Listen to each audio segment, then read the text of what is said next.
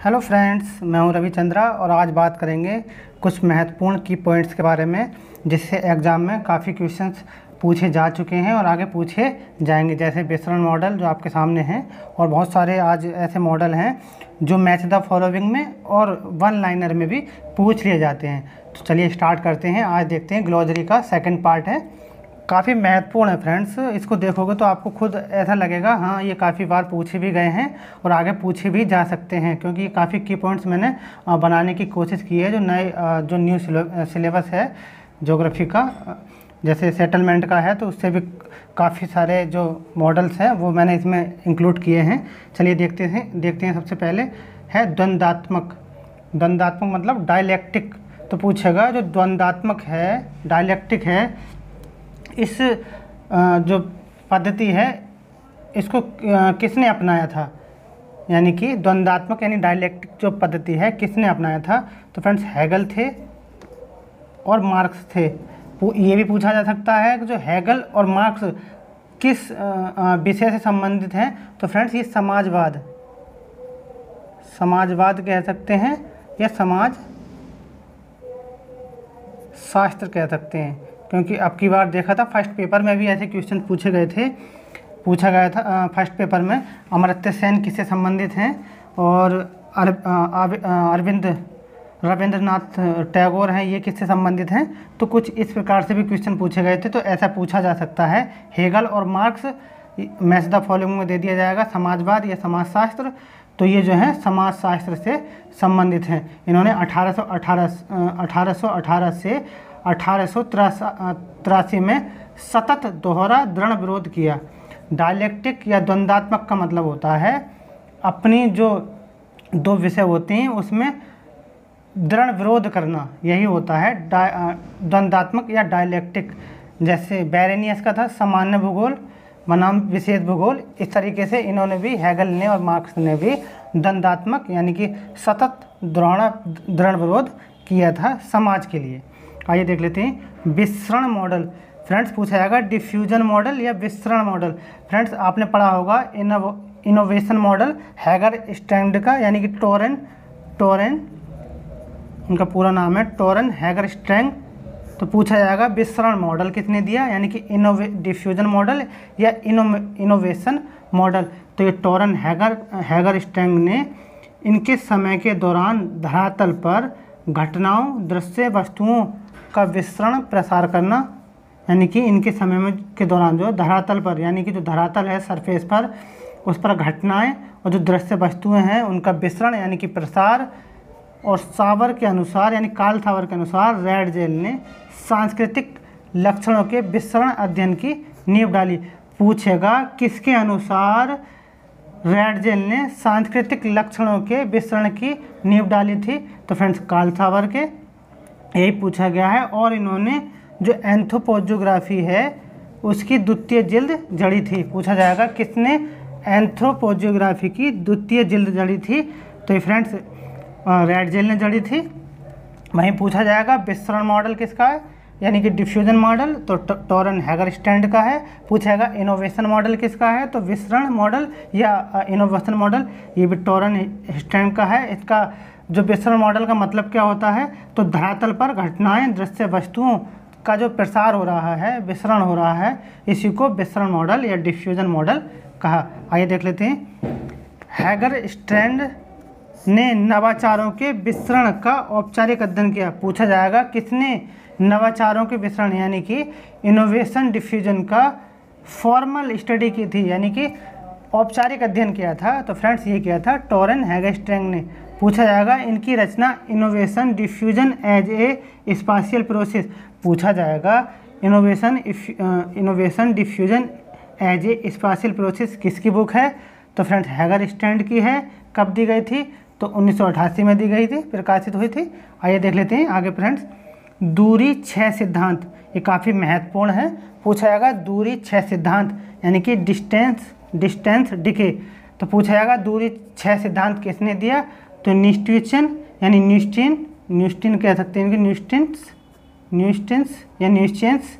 तो इन्होंने 1968 में बताया था डिस्टेंस डिके का क्या अर्थ होता है। पूछा जाए तो डिस्टेंस डिके का अर्थ होता है दूरी में वृद्धि के साथ, यानी कि जैसे जैसे दूरी में वृद्धि होती है, मान लीजिए ये कोई क्षेत्र है यहाँ से, यानी कि ये कोई CVD मान सकते हैं, CVD है तो CVD से दूरी में वृद्धि के साथ जैसे जैसे वृद्धि होगी उसके साथ उसका प्रारूप यानी कि उसका फॉर्मेट, उसका प्रोसेस में कमी आती है, यानी कि क्षीणता आती है। पूछा जाएगा दूरी क्षय सिद्धांत का क्या अभिप्राय है या क्या अर्थ है, तो दूरी में वृद्धि के साथ प्रारूप अथवा प्रक्रिया में क्षीणता आना दूरी क्षय सिद्धांत कहलाता है। आगे देखिए फ्रेंड्स, पारिस्थितिकीय भ्रामकता पूछा जाएगा पारिस्थितिकीय भ्रामकता यानी कि इकोलॉजिकल फैलेसी से आप क्या समझते हैं। तो सबसे पहले ये जान लीजिए कि जो पारिस्थितिकीय भ्रामकता है, इकोलॉजिकल फैलेसी है, ये रॉबिन्सन ने 1950 में दी। एक तरफ दे दिया जाएगा दूरी क्षय सिद्धांत, एक तरफ विसरण मॉडल, एक तरफ पारिस्थितिकीय भ्रामकता। तो ये मैसेदा फॉलोइंग में पूछे जा सकते हैं। तो ये जो दिया था रॉबिन्सन ने दिया था 1950 में। पूछा जाएगा पारिस्थितिकीय भ्रामकता का क्या अर्थ है, तो जनसंख्या को इंगित करने व पूर्ण आंकड़े, यानी कि कोई जनसंख्या है उसको दर्शाने के लिए व उसके पूर्ण आंकड़ों यानी कि एग्रीगेट डेटा द्वारा व्यक्तियों की विशेषताओं को निर्धारण करने में जो अविश्वसनीयता होती है, यानी कि कोई एक क्षेत्र होता है उसको हम इंगित करें, उसको दर्शाएं, उसके आंकड़ों को, जो वास्तविक आंकड़े हैं उनको, उनकी विशेषताओं को दर्शाएं और उनको दर्शाने के बाद जो अविश्वसनीयता होती है, दर्शा भी दिए, विशेषता भी बता दी, लेकिन इतने बताने के बाद भी जो अविश्वसनीयता होती है उसको इकोलॉजिकल फैलेसी या पारिस्थितिकीय भ्रामकता कहा जाता है। आगे देखिए फ्रेंड्स, आगे है सामान्य व्यवस्था का सिद्धांत यानी कि जनरल सिस्टम थ्योरी।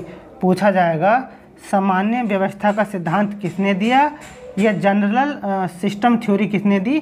तो आपने इनका नाम सुना होगा, बर्टन फी। आपको पता है फ्रेंड्स, हर एक एग्ज़ाम में, हर बार के जो एग्ज़ाम हो रहे हैं उसमें कहीं ना कहीं 2 से 4 ऐसे जोग्राफर्स नए इंक्लूड किए जाते हैं, जो नई थ्योरी प्रेजेंट हो रही हैं उनको लिया जा रहा है। जैसे रॉबिन्सन का है पारिस्थितिकीय भ्रामकता, दूरी क्षय सिद्धांत है न्यूस्टेशन के, और सामान्य व्यवस्था का सिद्धांत है बर्टन फी का। तो ये आगे पूछने की संभावना है।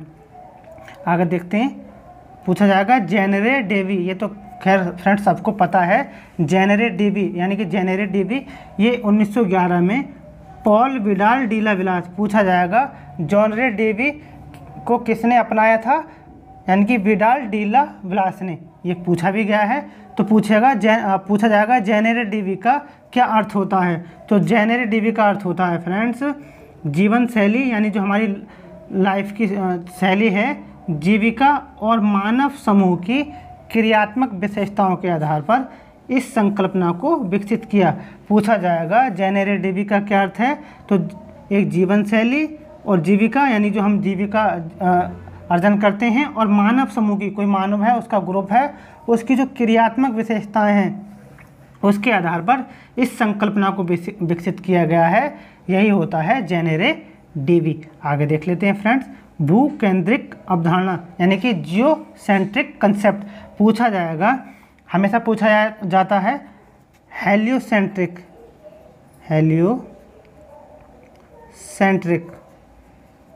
हेलियोसेंट्रिक का मतलब होता है फ्रेंड्स सूर्य ब्रह्मांड के केंद्र में है, यानी सूर्य जो है ब्रह्मांड के केंद्र में है। ये बात की थी 1543 में कोपरनिकस ने। ये पूछा भी गया है, कोपरनिकस ने मैसेदा फॉलोइंग में पूछा गया है, वन लाइनर में भी पूछा गया है कि हेलियोसेंट्रिक की अवधारणा किसने दी।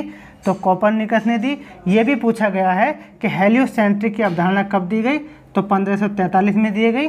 वहीं अब अगर बात करें जियोसेंट्रिक की, यानी कि ब्रह्मांड के केंद्र में पृथ्वी, तो ये बात किसने की थी कि ब्रह्मांड, यानी कि ब्रह्मांड के केंद्र में पृथ्वी है। तो ये जो बात की थी फ्रेंड्स, ये टॉलेमी ने की थी। टॉलेमी से कई सारे प्रश्न इस बार भी पूछे गए थे, इनकी बुक भी पूछी गई थी सेकंड शिफ्ट में, और इन्होंने ये कार्टोग्राफी के बारे में भी टॉलेमी ने बताया था, तो ये पूछी गई है। तो ये भी पूछा जा सकता है कि भू केंद्रिक अवधारणा या जियोसेंट्रिक कंसेप्ट किसने दिया, तो ये टॉलेमी ने दिया था, जो कि रोम के रहने वाले थे। ये भी पूछा गया है।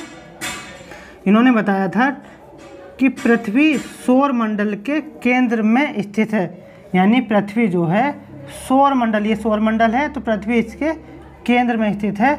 सूर्य सहित अन्य सभी ग्रह इसके चारों ओर या चहुं ओर वृत्ताकार यानी कि इलेप्टिकल्स में चक्कर काट रहे हैं। पूछा जाएगा किसके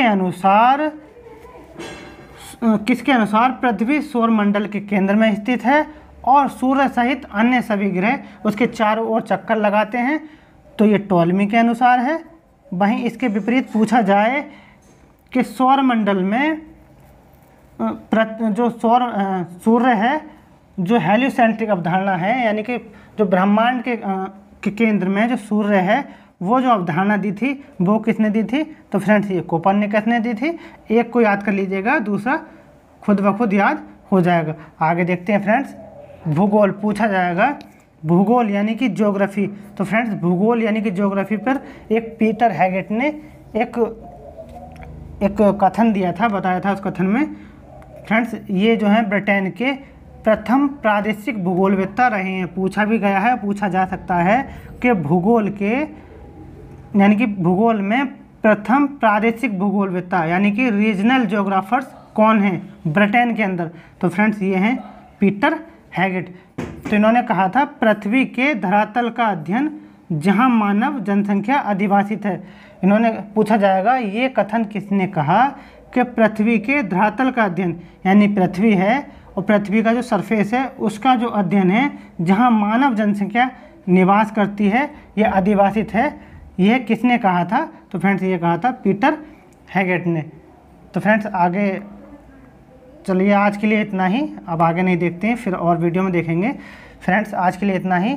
अगर अच्छी लगी हो तो लाइक ज़रूर करें, क्योंकि काफ़ी मेहनत लगती है इसको बनाने में। मैं नई नई बुक से ढूंढता हूँ, ये चीज़ बनाने की कोशिश करता हूँ, तो बहुत समय भी जाता है, आपको पता है। तो फ्रेंड्स अच्छी लगे तो लाइक करें, हो सके शेयर भी करें, और नए हों तो सब्सक्राइब भी कर लें, जिससे मैं जो डेली वीडियोज़ बना रहा हूँ आप पर रेगुलर पहुँचती रहे। तो आज के लिए इतना ही। Thank you so much.